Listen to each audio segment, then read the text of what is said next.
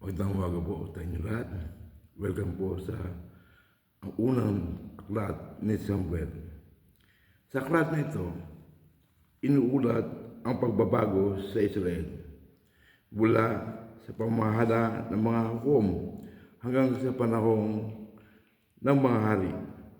Ang pagbabagong ito ay umiikot sa tatlong pangunahing katauhan: kay Samuel na isang propeta at ang uli sa mga pangunahing hukom, kay Saul, ang unang hari ni Israel, at kay David, ang pinakadakilang hari ng Israel. Ang mga naunang pakipagsapalaran ni David bago naghari kasama sa mga ulat tungkol kina Samuel at Saul. Tulad ng ibang makasaysayang akda sa Lumang Tipan, tapok sa aklat na ito ang tagumpay dahil sa katapatan sa Diyos at ang kapamakan dulot ng pagsuway. Malinaw itong sinasabi sa pahayag ni Yahweh sa paring si Eli sa 2:30, para paparangalan ko ang nagpaparangal sa akin, ngunit pababayaan ko ang nagtatakwil sa akin.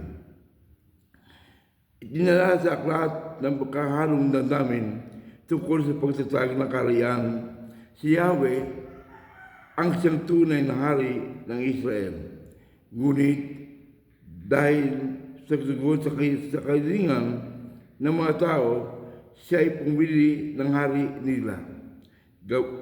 Gayunpaman, pinipakita sa aklat na ito na ang hari at ang bansang Israel ay kapwa namuhay sa ilalim ng kapangyarihan at katulan ng Diyos.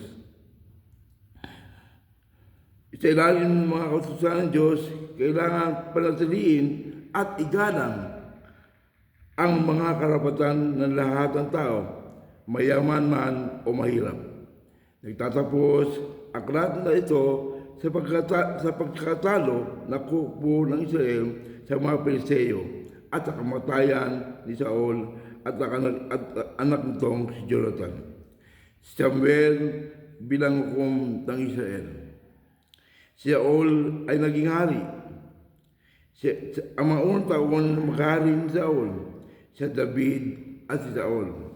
Ang pangamatay ni Saul at kanyang mga anak. Purihin po ang Panginoon. Purihin ang pagbubasa ng salita ng Diyos.